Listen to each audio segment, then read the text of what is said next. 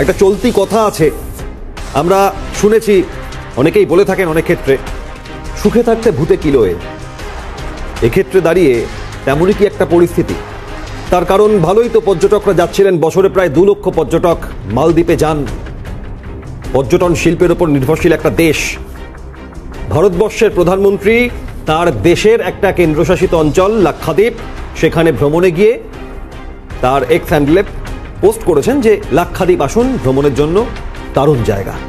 দেশের প্রধানমন্ত্রী তার দেশের একটা পর্যটন স্থল সম্পর্কে মন্তব্য করায় সোশ্যাল মিডিয়ায় মালদ্বীপের হঠাৎ গাজালা, গাত্রদাহ। তাদের তিনটে নেতামন্ত্রী তারা প্রধানমন্ত্রীর পোস্টে বিরূপ মন্তব্য করলেন। এখান থেকেই সূত্রপাত। মালদ্বীপ আজ ভারতের সঙ্গে এক প্রকার চ্যালেঞ্জের সুরে কথা বলছে যে ভারতের ওপর ধারাবাহিকতার সঙ্গে তাদের নির্ভরশীলতা বজায় রয়েছে।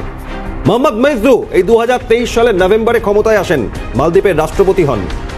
তার আগে যিনি রাষ্ট্রপতি ছিলেন মোহাম্মদ ইব্রাহিম, তারই অনুরোধে ভারতের সেনা মালদ্বীপের সাগরের নিরাপত্তা থেকে শুরু করে অন্যান্য সমস্যা মোকাবিলায় মোতায়েন ছিল। তাদের প্রত্যাহার করে দিতে হবে মইজুর এই হুঁশিয়ারি। সব মিলিয়ে ভারত মালদ্বীপ সম্পর্কে টানাপোড়েন। চীন সফর সেরে মইজুর দেশে ফিরে মালদ্বীপ প্রেসিডেন্টের বক্তব্য, ক্রমশ বাড়ছে জটিলতা। দেখুন।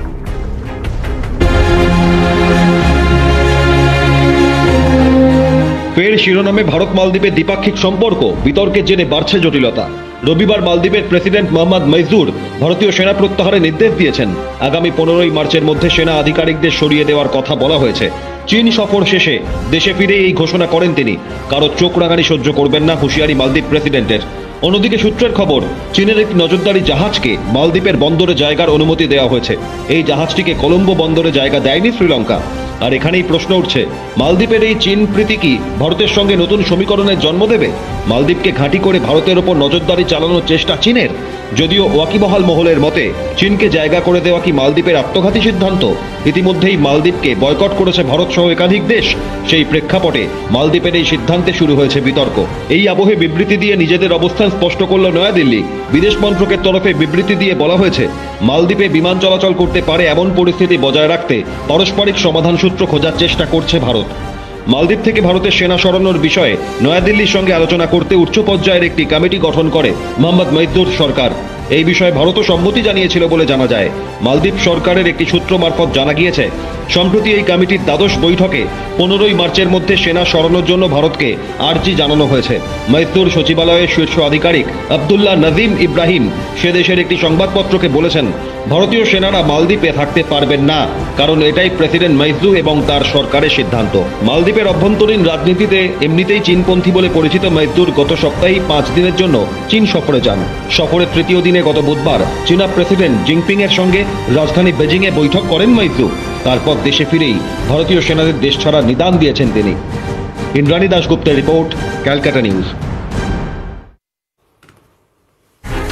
অন্যদিকে এই বিতর্ক, মালদ্বীপের এই অবস্থান, এমতো অবস্থায় ভারত এখনো পর্যন্ত চাইছে যে এই সমস্যা সুরাহা হোক। গতকালই একটি কোর কমিটির বৈঠক হয় রাতে, এবং ইতিমধ্যেই মালদ্বীপে মোতায়েন ভারতীয় সেনা প্রত্যাহারের যে হুঁশিয়ারি 15ই মার্চের মধ্যে, ভারতের বিমান চলাচলে মালদ্বীপে তা নিয়ে যে একটা জটিলতা, সেমতো অবস্থায় সর্বশেষ যে খবর আপনাদের সামনে তুলে ধরবো, মালদ্বীপের এই অবস্থানে কোর কমিটির বৈঠক, সেই বৈঠকে একটা সমাধান সূত্র বের করার চেষ্টা, বৈঠকের জেরে জটিলতা, এবং সেই জটিলতা কমবে কি?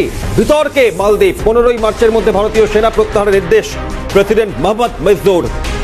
প্রেসিডেন্ট নির্বাচিত হয়ে 2 মাসের মধ্যেই এই চ্যালেঞ্জ ভারতকে। চীন সফর শেষে দেশে ফিরেই ঘোষণা। এই চীনপন্থী মোহাম্মদ মইজুর স্পষ্ট হুঁশিয়ারি দিয়েছেন, কারো চোখ রাঙানি সহ্য করবেন না। কোথায় চোখ রাঙানি, এটাই তো বড় প্রশ্ন। প্রেস বিজ্ঞপ্তি রাষ্ট্রপতির কার্যালয়ের সেক্রেটারি মোহাম্মদ আবদুল্লাহার। সব মিলিয়ে মালদ্বীপের কি মতিভ্রম হলো, এ প্রশ্ন উঠছে। আমরা শ্রীলঙ্কার পরিস্থিতি দেখেছি। মালদ্বীপ, যেখানে ভারতের প্রধানমন্ত্রী তার নিজের দেশের কেন্দ্রশাসিত অঞ্চলের সম্পর্কে পোস্ট করে মানুষকে, পর্যটকদের বার্তা দেন লাক্ষাদ্বীপ সম্পর্কে, তাতে গাত্রদাহ মালদ্বীপের। এই মালদ্বীপে ভারতীয় পর্যটকদের যাতায়াত, বছরে 2 লক্ষ পর্যটকের যাতায়াত, তার উপর সেখানকার আর্থিক পরিস্থিতি নির্ভরশীল। বিতর্কের জেরে জটিলতা বাড়ছে এবং এই জটিলতা কি আদৌ মিটবে? 15ই মার্চের মধ্যে ভারতীয় সেনা প্রত্যাহারের নির্দেশ।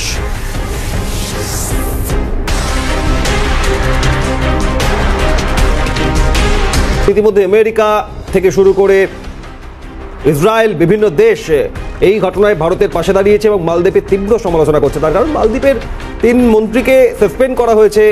তারা বলছেন যে এই মন্ত্রীদের বক্তব্যের সঙ্গে সরকারের কোনো সম্পর্ক নেই, কিন্তু মোহাম্মদ মইজুর সত্য নির্বাচিত হয়েছেন, মাত্র 2 মাস হলো। তার এই আগ্রাসন, তার এই হুঁশিয়ারি চ্যালেঞ্জে তার রীতিমতো প্রশ্নের মুখে যে মালদ্বীপ ধারাবাহিকভাবে ভারতের কাছ থেকে সব রকম সহযোগিতা নিয়ে চলেছে। বিজেপি সাংসদ দিলীপ ঘোষ এই ভারত মালদ্বীপ সম্পর্কে টানাপোড়েন তা নিয়ে কি প্রতিক্রিয়া দিয়েছে দেখাবো আপনাদের। মালদ্বীপের সঙ্গে যে সমস্যা, ওখানে একটা মাত্র ব্যাটালিয়ান সেনা আছে, আমাদের যে জাহাজ আছে, বিমান আছে, তার সুরক্ষার জন্য আছে, অন্য কোনো কারণে নাই। ওই দেশের সুরক্ষার দায়িত্ব যতবার ওখানে কূপ হয়েছে আমাদের দেশের সেনা গিয়ে সামলেছে। তার সঙ্গে একটা আমাদের আর্থিক সম্পর্ক ছিল, যেমন নেপালের সঙ্গে ভুটানের সঙ্গে আছে। ওখানে এখন যে সরকার এসছে ভারত বিরোধিতা করে জিতে এসছে, তো তারা না চাইলে ভারত ওখানে কোনো রকম হস্তক্ষেপ করবে না। ভারত বলেছে আমরা সেনা সরিয়ে নেবো, কারণ কি ওই জিনিসপত্র না নিয়ে এলে সেনা আসবে কী করে, তার সুরক্ষার জন্যই আছে। যথাসময়ে সরকার কথা বলে সব সমাধান করবে।